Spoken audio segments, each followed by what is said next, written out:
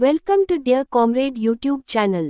ప్రపంచంలో శాంతియుత సమాజం సోషలిస్ట్ దేశాల్లోనే మెరుగైన స్థాయిలో ఉందని అంతర్జాతీయ సూచీలు తెలియచేస్తున్నాయి.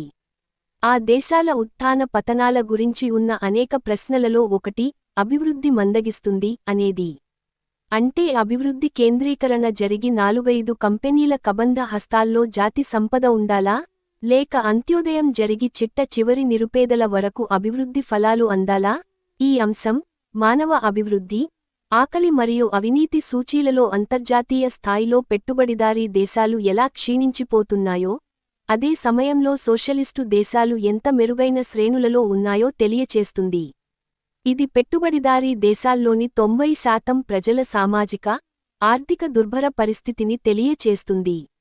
ఈ నేపథ్యంలో అగ్రరాజ్యం అమెరికా యొక్క దిగజారిన ఆర్థిక పరిస్థితులు, ప్రపంచ ఆధిపత్యం మరియు పట్టు కోల్పోతున్న సామ్రాజ్యవాద నేపథ్యం గురించి ప్రముఖ ఆర్థిక నిపుణులు పాపారావు గారి విశ్లేషణ ఈ పాడ్కాస్ట్ యొక్క డిస్క్రిప్షన్లో ఉన్న యూట్యూబ్ లింక్ ద్వారా తెలుసుకోండి. ప్రశ్నలెన్ని ఉన్నప్పటికీ, ఇదొక్కటే ప్రస్తుతమున్న ఏకైక మార్గం అని చెప్పక తప్పదు. ప్రస్తుత ప్రపంచ పరిణామాలను నిశితంగా అధ్యయనం చేస్తే ప్రస్తుత ప్రపంచం మార్క్సిజం మార్గంలో పయనిస్తుందని తెలుస్తుంది. ప్రజలు తమ సామాజిక, ఆర్థిక దుర్భర పరిస్థితుల నుండి బయటపడే ఏకైక మార్గం మార్క్సిజం అనేది అనేక సోషలిస్టు దేశాల పాలన ద్వారా ఇప్పటికే రుజువైంది. పెట్టుబడిదారీ విధానం అనేది ఒక దేశ ఆర్థిక పరిస్థితిని దిగజార్చి ఆ దేశ ప్రజలు పాలకులపై తిరగబడేలా చేస్తుందని, సామాజిక, ఆర్థిక స్థితిగతులు దుర్భరమైన పరిస్థితులకు చేరుకున్న వేళ, ప్రజల ముందున్న ఏకైక మార్గం మార్క్సిజం మాత్రమేనని శ్రీలంక ప్రస్తుత అధ్యక్షుడు అనుర కుమార దిశనాయకే ఎన్నిక తెలియచేస్తుంది. పెట్టుబడిదారీ విధానం అంతిమ మార్గం ఆ దేశ తిరోగమనానికి దారితీస్తుందని శ్రీలంక దేశం ప్రపంచానికి తెలియచేసిన వేళ, మార్క్సిజం మాత్రమే పురోగమనమని అమెరికా ఆర్థిక రాజధాని న్యూయార్క్ నగర మేయర్గా జోహ్రాన్ మంధాని ఎన్నిక తెలియచేస్తుంది. ప్రపంచంలోని అగ్రదేశాల ప్రజలు మార్క్సిజం గురించి ఆలోచిస్తున్నారని తెలియచేయడానికి ఈ ఎన్నిక ప్రత్యక్ష ఉదాహరణ. అణగారిన వర్గాలను అందలమెక్కించటం కేవలం కమ్యూనిస్టుల వల్ల మాత్రమే సాధ్యమవుతుందని ఇటీవలి కాలంలో తెలంగాణ రాష్ట్రంలో జరిగిన 2 ఎన్నికలు తెలియచేస్తున్నాయి. మొదటిది సామాన్య దళిత కార్యకర్త అయిన comrade John Wesley CPIM Telangana రాష్ట్ర కార్యదర్శి. రెండవది నిరుపేద గిరిజన ఆటో కార్మికుడైన సిపిఐ కార్యకర్త comrade Mood Ganesh Kothagudem corporation chairman. Socialism యొక్క ఫలాలు అనుభవించిన ప్రజలు తమ పాలకులు ఆ మార్గాన్ని వీడి ప్రజావ్యతిరేక విధానాలు అవలంబిస్తే అవి వారిని అధికారం నుంచి దించుతాయని ఇటీవలి నేపాల్ రాజకీయ సంక్షోభం మరియు ఆ దేశ మాజీ ప్రధాని కెపి శర్మ ఓలి ఉద్వాసన తెలియచేస్తున్నాయి. మార్క్సిజం అర్థం కావటానికి కాస్త సమయం తీసుకున్నా, 1-2 సార్లు మీ ఖాళీ సమయంలో మరీ ముఖ్యంగా ప్రయాణ సమయంలో వినవలసిందిగా మనవి. ఈ రోజు మనం తెలుసుకోదగిన అంశం మార్క్సిజం అంటే ఏమిటి. అధ్యాయం 22 లెనిన్ పేర్కొన్న 3 మూలాధారాలు మరియు 3 భాగాలు అనే అంశం యొక్క 6వ భాగం. మార్క్సిజం యొక్క 3వ మూలాధారం సోషలిజం యొక్క కొనసాగింపు. తదుపరి అంశం శ్రామికవర్గపు వర్గపోరాట ఎత్తుగడలు. పూర్వకాలపు భౌతికవాదంలోని ప్రధాన లోపాలను, అంటే ప్రత్యక్ష విప్లవ కార్యాచరణ పరిస్థితులను అర్థం చేసుకోలేకపోవడాన్ని, లేక దాని ప్రాముఖ్యతను గుర్తించలేకపోవడాన్ని 1844 సంవత్సరం నాటికే పరిశీలించి తెలుసుకుని మార్క్స్ తన సిద్ధాంత గ్రంథ రచనతో పాటు తన జీవిత కాలమంతా శ్రామికవర్గపు వర్గ పోరాట ఎత్తుగడలను గురించిన సమస్యలను తదేక శ్రద్ధతో పరిశీలించాడు. దీనికి సంబంధించి బోలెడంత సమాచారం మార్క్స్ రచనలన్నింటిలోనూ, ప్రత్యేకించి ఎంగెల్స్తో ఆయన జరిపిన ఉత్తర ప్రత్యుత్తరాలు 4 సంపుటాలలోనూ ఉంది. ఉత్తర ప్రత్యుత్తరాలు 1913లో ప్రచురించబడ్డాయి.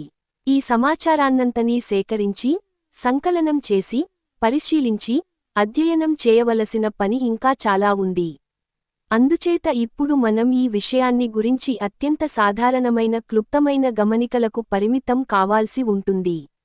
ఈ అంశాన్ని వివరించకపోతే భౌతికవాదం అసంపూర్ణము, ఏకపక్షము, నిర్జీవము అవుతుందని మార్క్స్ భావించడం సబబేనని నొక్కి చెప్పవలసి ఉంది.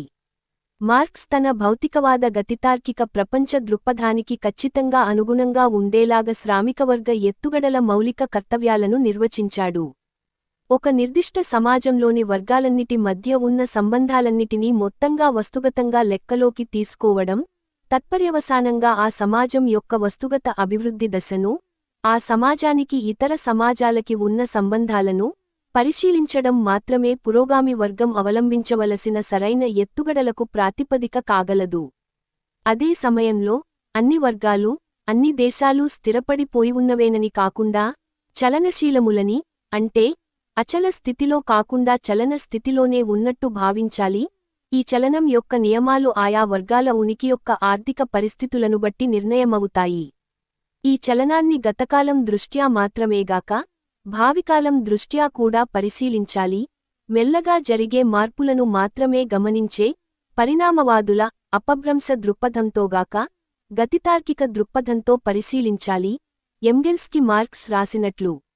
అటువంటి బృహత్తర చారిత్రక పరిణామాల విషయంలో 20 ఏళ్లు ఒక్క రోజుతో సమానం, ఇకముందు 20 ఏళ్లు ఒక్క రోజులోనే నిక్షిప్తమై ఉండే కాలం రావచ్చు.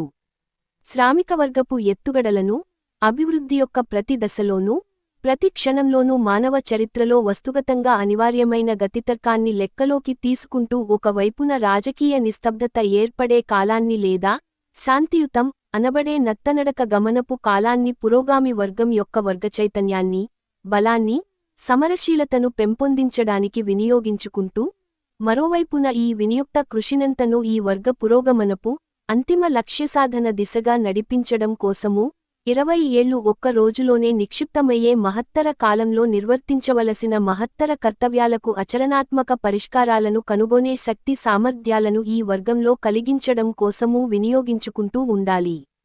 ఈ సందర్భంలో మార్క్స్ ప్రతిపాదించిన 2 వాదనలు ప్రత్యేక ప్రాముఖ్యత కలిగి ఉన్నాయి.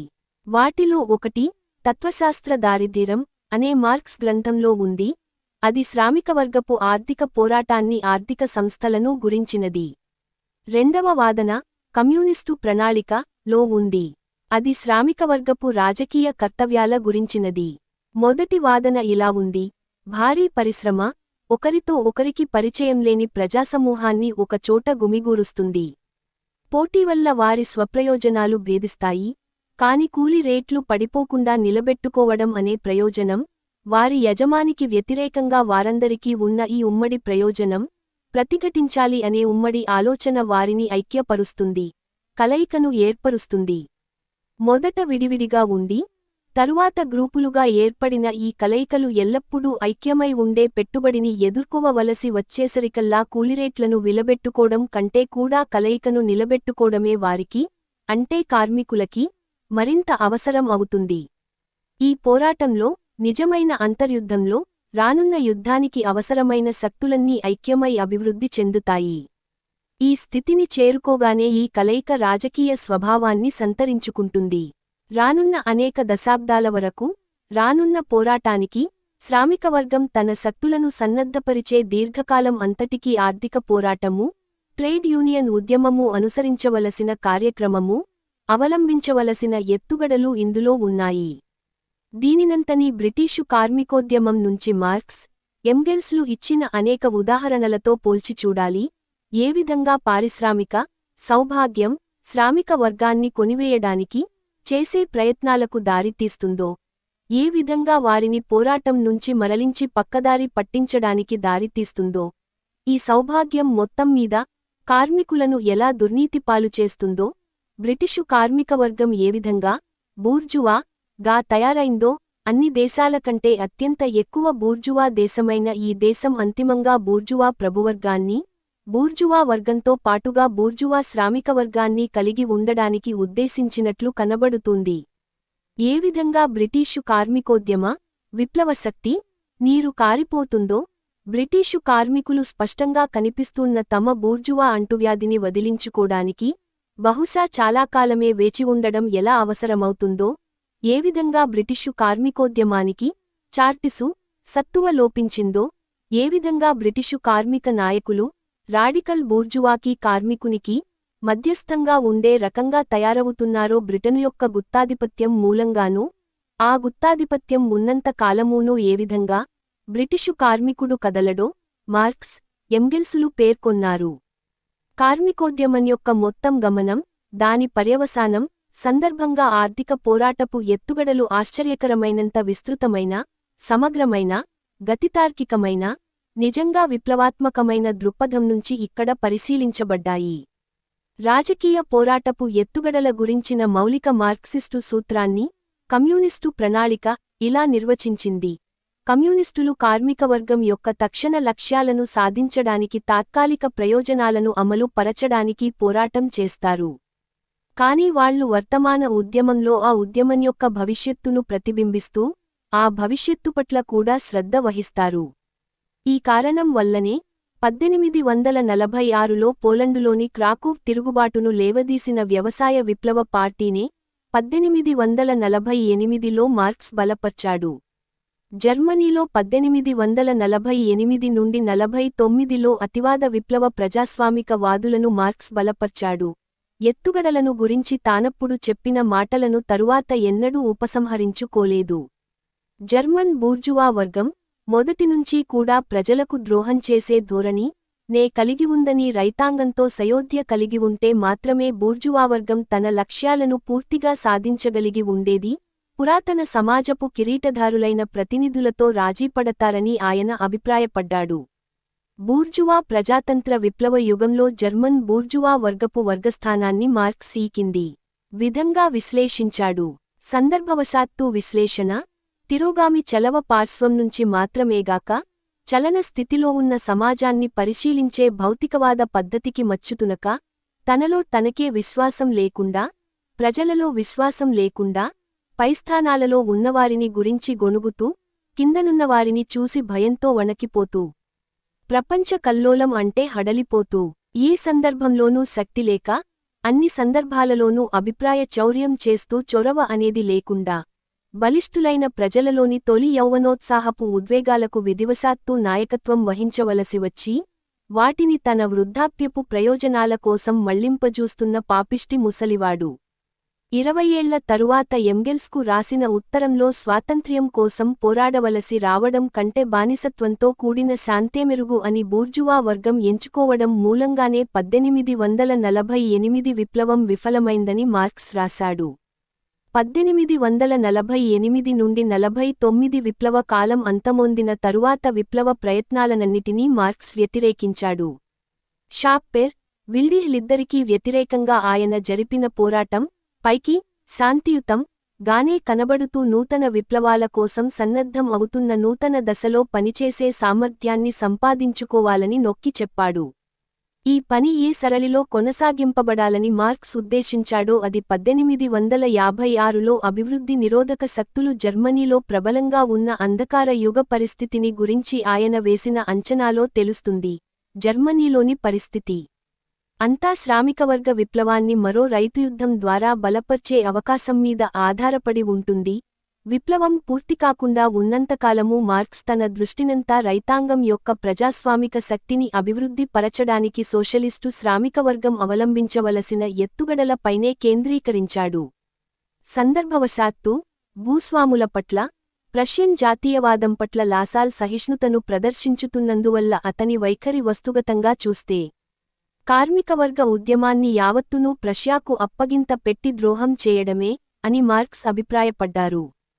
1865లో తాము పత్రికలలో చేయబోయే సంయుక్త ప్రకటనపై తమ అభిప్రాయాలను పరస్పరం తెలియజేసుకుంటూ మార్క్స్ జరిపిన ఉత్తర ప్రత్యుత్తరాలలో ఎంగెల్స్ ఇలా రాశాడు: వ్యవసాయమే ప్రధాన వృత్తిగాగల దేశంలో ఫ్యూడల్ నిరంకుశ ప్రభువుల కొరడాజాడింపుల కింద గ్రామీణ శ్రామికవర్గంపై జరిగే పితృస్వామిక దోపిడిని గురించి పల్లెత్తు మాటైనా అనకుండా పరిశ్రమలలోని శ్రామికవర్గం పేరుతో బూర్జువా వర్గం మీద మాత్రమే దాడి చేయడం దుర్మార్గం.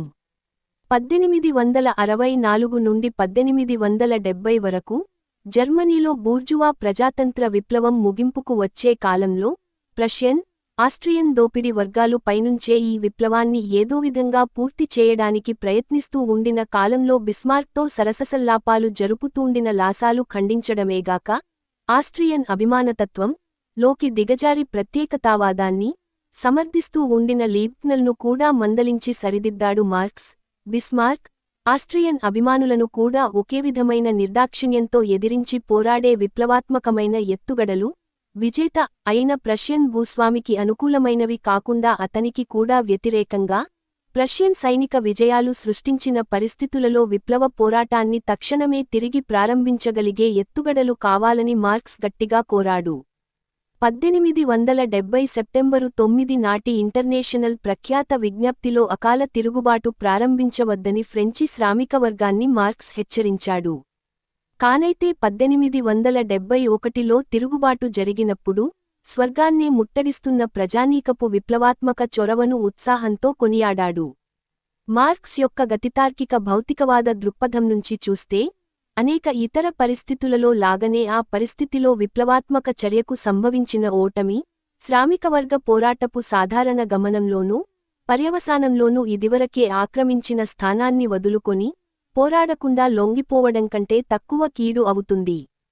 పోరాటం లేకుండా లొంగిపోయి ఉంటే శ్రామికవర్గం నిరాశా నిస్పృహలకులోనై దాని సమరశీలత నాశనమై ఉండేది.